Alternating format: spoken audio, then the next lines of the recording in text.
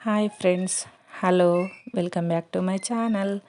ఈరోజు మనం chicken curry ఎలా తయారు చేసుకోవాలో చూద్దాం.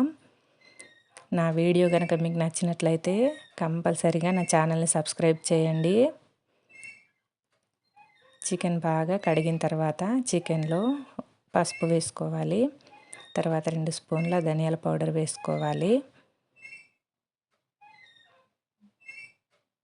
కసూరి మేతి వేసుకోవాలి కొంచెం. తర్వాత అల్లం వెల్లుల్లి పేస్ట్ వేసుకోవాలి. ఆ తర్వాత 2 స్పూన్ల కారం పొడి వేసుకోవాలి.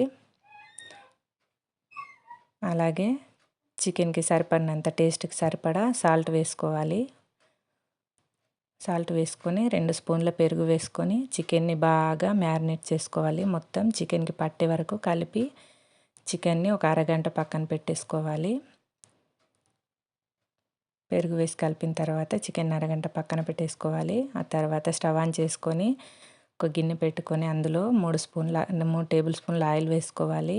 తర్వాత ఉల్లిపాయలు, పచ్చిమిరపకాయలు వేసుకొని వేగిన తర్వాత మనం మ్యారినేట్ చేసుకున్న చికెన్ని అందులో వేసేసుకొని బాగా కలిపి మూత పెట్టేసుకోవాలి.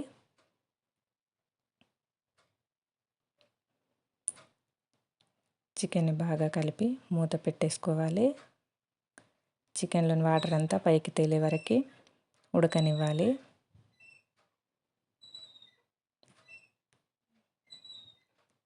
ఐదు నిమిషాల తర్వాత మూత తీసుకొని ఒకసారి చికెన్ని బాగా కలిపి ఎండు కొబ్బరి పౌడర్ వేసుకోవాలి. మీకు గనక నా వీడియో నచ్చినట్లయితే ప్లీజ్ సబ్స్క్రైబ్ మై ఛానల్.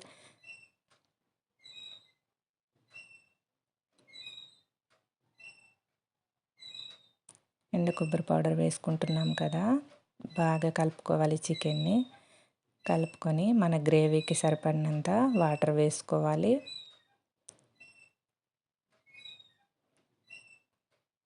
గ్రేవీకి సరిపడినంత వాటర్ వేసుకొని చికెన్ మెత్తగా ఉడికే వరకు ఉడకబెట్టుకొని స్టవ్ ఆఫ్ చేసుకుంటే ఎంతో టేస్టీ చికెన్ కర్రీ రెడీ.